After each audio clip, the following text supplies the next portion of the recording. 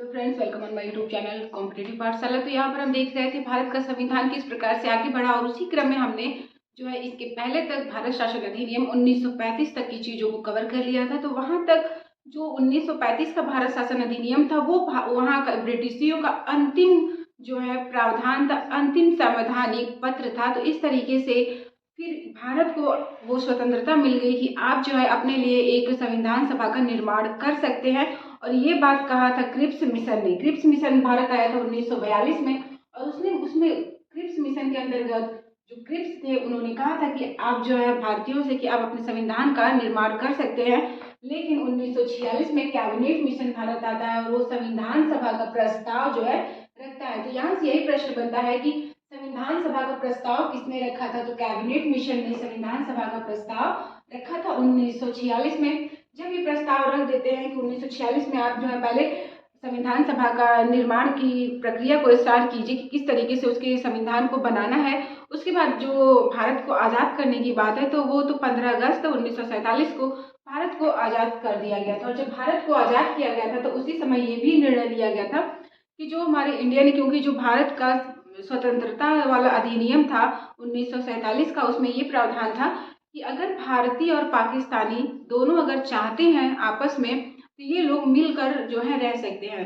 लेकिन अगर ये मिलकर नहीं रहना चाहते हैं तो अपना अपना जो है देश को अलग कर सकते हैं, अपने अपने संविधान को बना सकते हैं। और जब तक इनका संविधान नहीं बन के तैयार हो जाता है तब तक ये लोग भारत शासन अधिनियम 1935 में जो भी प्रावधान है उसी को फॉलो करते हुए आगे बढ़ेंगे। तो इस तरीके से ये जो बात कही गई थी वो स्वतंत्रता अधिनियम 1947 में ये बात कही गई थी। लेकिन जब भारत आज़ाद हो गया तो 14 अगस्त की रात को, जैसे कि मान लीजिए 11 बज के कुछ मिनट पर पाकिस्तान आज़ाद हुआ और उसी के क्रम में 12 बज के 15 अगस्त आ गया, क्योंकि इसी 11 के बाद जस्ट 12 बज के कुछ मिनट हुआ तो ये सूचना आई कि हस्ताक्षर किया गया कि जो भारत है उसको भी आज़ाद कर दिया गया। तो इस तरीके से भारत और पाकिस्तान की अगर पूछे कि स्वतंत्रता दिवस तो 14 अगस्त, इन दोनों की आज़ादी में, इन दोनों की अलगाव में सिर्फ और सिर्फ कुछ ही मिनटों का अंतर था। उन कुछ ही मिनटों के अंतर्गत ये जो है अलग अलग हो गए। तो 14 अगस्त को पाकिस्तान का और 15 अगस्त को भारत की स्वतंत्रता दिवस को मनाया जाता है। तो जब 1947 में भारत और पाकिस्तान की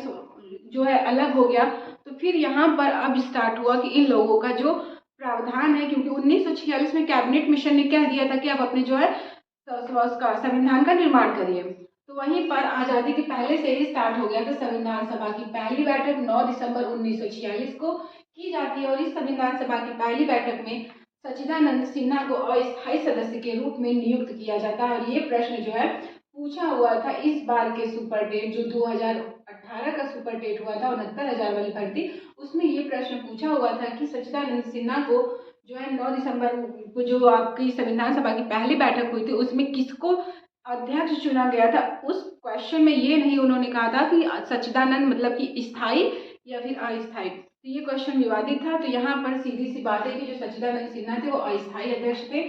उसके बाद दूसरी बैठक होती है 11 दिसंबर 1946 को और इस बैठक में राजेंद्र प्रसाद को स्थायी अध्यक्ष के रूप में नियुक्त किया जाता है संविधान सभा के।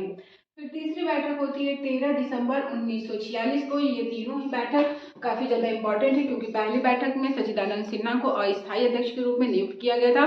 उसके बाद दूसरी बैठक 11 दिसंबर को राजेंद्र प्रसाद को नियुक्त किया गया था स्थायी अध्यक्ष के रूप में संविधान सभा के।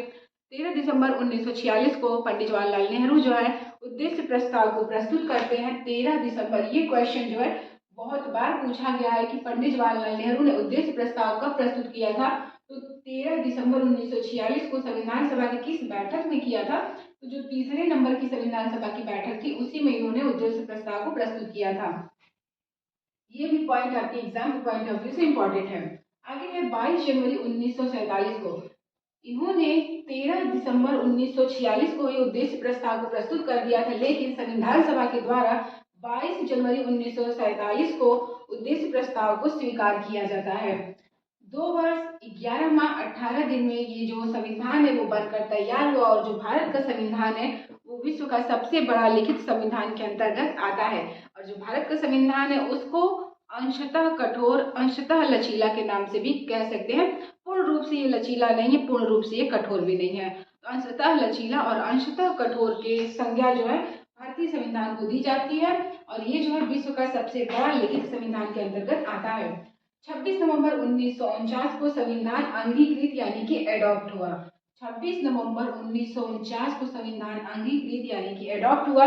यहाँ पर क्वेश्चन सीधे पूछ देता है कि 26 जनवरी को संविधान एडॉप्ट किया गया था, लेकिन जो ये क्वेश्चन है ये इंपॉर्टेंट है क्योंकि सबके दिमाग में 26 जनवरी को संविधान लागू हुआ वही प्रश्न आता है। तो बिना क्वेश्चन को अच्छे से पढ़े हुए हमारा जवाब यही होता है कि 26 जनवरी को ही संविधान सभा जो है लागू हुआ।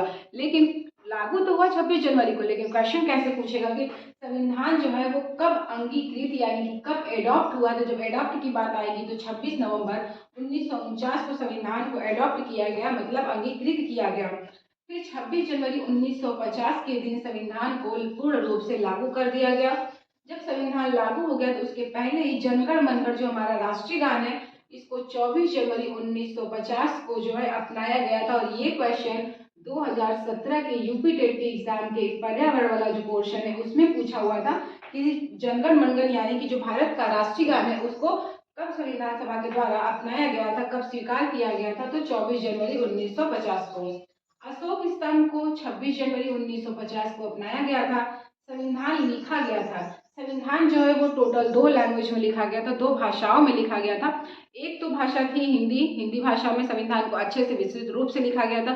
दूसरी भाषा जो है अंग्रेजी भाषा में भी संविधान को लिखा गया था। मतलब संविधान का जो निर्माण था, जो इसकी लिखावट थी, जो इसकी लिपि थी वो 2 भाषाओं में थी, एक इंग्लिश थी एक हिंदी थी। क्योंकि उस समय हाल फिलहाल में ही भारत आज़ाद हुआ था तो इंग्लिश का वर्चस्व ज़्यादा था, इस वजह से इंग्लिश वालों के लिए भी लिखना जरूरी था। और ये भी निर्णय लिया जाता है आज के भी टाइम में कि जो हमारे हिंदी में थोड़ी बहुत अगर त्रुटि है तो इंग्लिश वाले वर्जन को ही ज़्यादा प्रायोरिटी दी जाएगी। तो इस तरीके से अगर प्रश्न पूछे कि संविधान जो है कितने भाषाओं में लिखा गया था, तो संविधान 2 भाषाओं में लिखा गया था। और उसमें जितने भी सदस्य थे संविधान सभा में की कमेटी में जितने भी सदस्य थे उन सभी ने दोनों भाषाओं में अपने सिग्नेचर को किया हुआ था। तो ये भी प्रश्न बन सकता है कि क्या सदस्यों ने हस्ताक्षर सिर्फ हिंदी में किया था, सिर्फ इंग्लिश में किया था, या फिर दोनों भाषाओं में किया था, या फिर जो है 22 भाषाओं में किया था। तो जी नहीं, जो सदस्य थे उन्होंने भी दो ही भाषाओं में अपना सिग्नेचर किया था, हिंदी और इंग्लिश में, और संविधान को भी हिंदी और इंग्लिश में ही लिखा गया था। आगे है भारत के कुछ राष्ट्रीय प्रतीक, क्योंकि यहाँ से यूपी टेट के और एस टेट के एग्जाम में प्रश्न हमेशा पूछे गए हैं, एस टेट में भी यहाँ से एग्जाम में प्रश्न पूछा गया है। ये जो है इतना आपकी जो है यूपी टेट के हिसाब से 1 नंबर यहाँ से कंफर्म है, तो आप इसको अच्छे से देखेंगे। क्योंकि कॉन्स्टिट्यूशन का जब यूपी टेट में एक चैप्टर है कि आपको पॉलिटी भी पढ़ना है, राज्य व्यवस्था भी पढ़ना है, तो उसमें ये है कि अगर आप स्टार्टिंग ही कर रहे हो तो सीधे यहीं से पूरा कॉन्स्टिट्यूशन ज़्यादा नहीं पढ़ना है यूपी टेट के हिसाब से। तो यूपी टेट में सिर्फ ये जो मेन पॉइंट है यहाँ से 1 नंबर पूछ देता है। और 1 नंबर आर्टिकल पूछता है कि 32वां आर्टिकल क्या है, 17वां आर्टिकल क्या है, अस्पृश्यता का अंत क्या है, उपाधियों का अंत कहाँ पे है, तो इस तरीके से वाक अभिव्यक्ति कहाँ पर है। तो थोड़ा बहुत आर्टिकल को भी डिस्कस करना है तो वो भी हो जाएगा। फिलहाल यूपी टेट का 1 नंबर यहाँ पर कन्फर्म है, तो आप इसको अच्छे से देखिएगा। राष्ट्र ध्वज को संविधान सभा के द्वारा यानी कि भारत की जो राष्ट्रीय प्रतीक है इसको अपनाया गया था 22 जुलाई 1947 को। 22 जुलाई 1947 को राष्ट्र ध्वज को अपनाया गया था, जबकि एक और था 1947 में ही, 1947 को इसको 22 जनवरी 1947 को उद्देश्य प्रस्ताव को भी स्वीकार किया गया था। लेकिन 22 जनवरी और फिर 22 जुलाई 2 डेट आपको कंफ्यूज नहीं होना है। 22 जनवरी को उद्देश्य प्रस्ताव 1947 में और 22 जुलाई को जो है यहाँ पर राष्ट्रध्वज को अपनाया गया था। प्रश्न पूछे कि राष्ट्रध्वज की लंबाई और चौड़ाई में क्या अनुपात होता है, तो लंबाई 3 और चौड़ाई 2, मतलब 3:2 का अनुपात होता है लंबाई और चौड़ाई में राष्ट्रध्वज के। राष्ट्रध्वज के वास्तुकार की बात करें तो पिंगली वेंकैया जो है इसके राष्ट्रध्वज के वास्तुकार हैं। सेकंड है राष्ट्रीय गान। राष्ट्रीय गान को संविधान ने अपने 24 जनवरी 1950 को अपनाया था और रविंद्रनाथ टैगोर ने राष्ट्रीय गान को लिखा था। रविंद्रनाथ टैगोर ने ही बांग्लादेश की राष्ट्रीय गान अमार सोनार बांग्ला को भी लिखा हुआ था 1905 में। इसकी जो राष्ट्रगान है इसकी गायन की अवधि 52 सेकंड है और इसको अगर संक्षिप्त टाइम में गाना पड़े तो 20 सेकंड में राष्ट्रगान को गाया जाता है। और ये भी क्वेश्चन जो है यूपी टेट 2017 में ही पूछा हुआ था। ये भी क्वेश्चन यूपी टेट 2017 का ही है कि राष्ट्रगान को जो है राष्ट्रगान को कब अपनाया गया था, तो 24 जनवरी 1950 को। ये वर्ड भी यूज कर सकता है और जनगण मनगढ़ वाला शब्द भी यूज कर सकता है।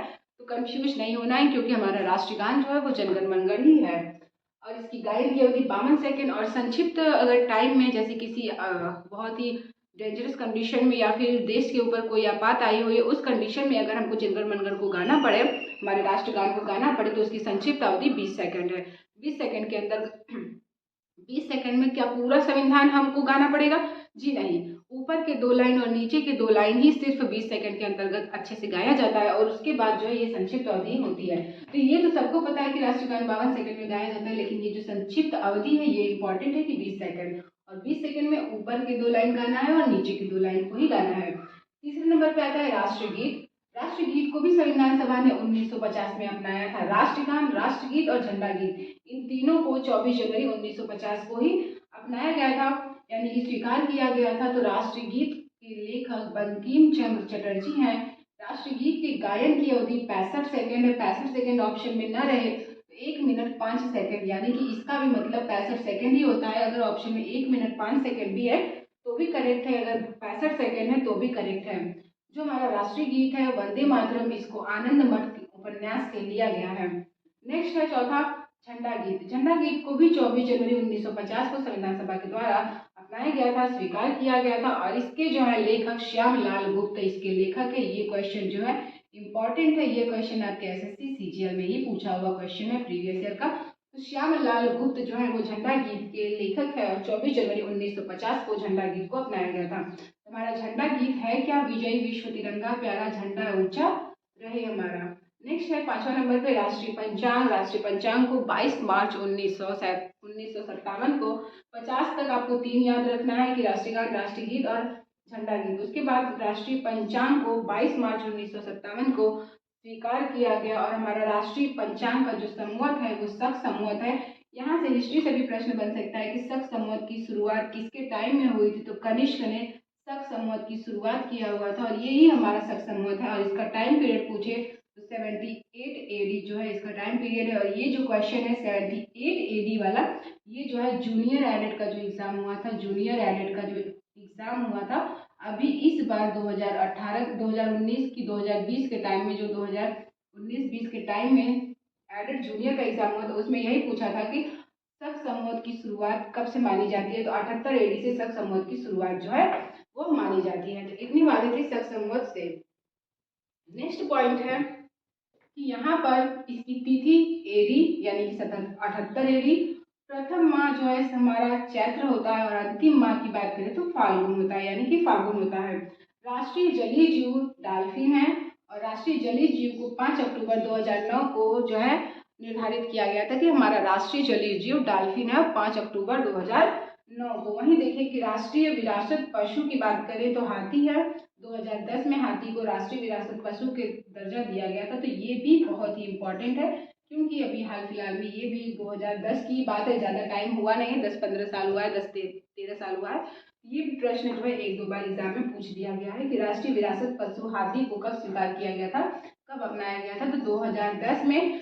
राष्ट्रीय नदी की बात करें तो गंगा नदी है, और गंगा नदी को 2008 में जो है अपनाया गया था। तो इस तरीके से कुछ पॉइंट है। यहाँ पर पूछ सकता है कि हाथी परियोजना जो है कब लागू हुई थी? तो ये 1992 में हाथी परियोजना 1992 में आई थी। तो ये भी इन्वायरमेंट का ही क्वेश्चन बन सकता है यहाँ से। तो इस तरीके से जो हमारे रिपीटेड के हिसाब से 2 क्वेश्चन यहाँ पे काफी ज्यादा इंपॉर्टेंट है। तो मतलब यहाँ से प्रश्न 1-2 पूछने की संभावना 100% बन जाती है। तो आप ये प्रयास कीजिएगा कि अगर कॉन्स्टिट्यूशन स्टार्ट कर रहे हो तो मेन अगर यूपी के स्टूडेंट हो तो आपको ये पोर्शन जो है एकदम अच्छे से लर्न होना चाहिए। आपको इसी तरीके से शॉर्ट में लिख लेना है, बहुत ज़्यादा इसको डीपली आपको लिखना नहीं है, थोड़ी थोड़ी चीज़ों में लिखो, और उसके बाद उसी चीज़ों का रिवीजन करो। 4-5 किताब पढ़ने से अच्छा है कि आप एक ही किताब को 4 बार पढ़ो, एक ही नोट्स को 4 बार पढ़ो, तो वो ज़्यादा बेटर होता है। 4 किताब आपको काम नहीं देती, एक ही नोट्स आप 4 बार पढ़ो, वो सबसे बेस्ट होता है।